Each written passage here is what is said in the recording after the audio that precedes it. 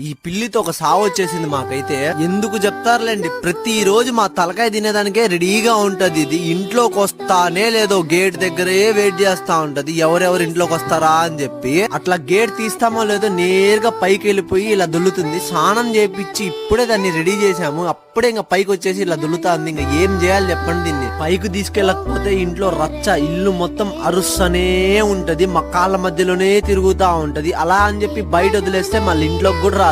చాలా జాగ్రత్తగా ఇంట్లోనే పెంచుకుంటా ఉన్నాము. పెరుగు తినదు, పాలు తాగదు, ఏమీ తాగదు. మేము చేత్తో దాపియాలి దానికి పాలు. ఈసారి అయితే గట్టిగా వార్నింగ్ ఇచ్చేస్తున్నా, ఇంకోసారి నువ్వు పైకి వచ్చి ఇలా చేసినావు అనుకో ఇంకా ఇంట్లోంచి పంపించేస్తా నీకు అని చెప్పి గట్టిగా అరుస్తున్నాను నేను దానిపైన. ఇప్పుడు పైకి తీసుకోపోయి మళ్ళీ దాన్ని ఇంట్లో దొడుకొచ్చాను అనుకోండి, ఇంకా చూడండి నా చేతులు కాళ్ళు మొత్తం కొరికేస్తది, నా పైన కోపంగా చూస్తది. కానీ మా షానుగాడైతే బంగారం మావ, మాతో అయితే మంచిగా టైం స్పెండ్ చేస్తాడు ప్రతిరోజు.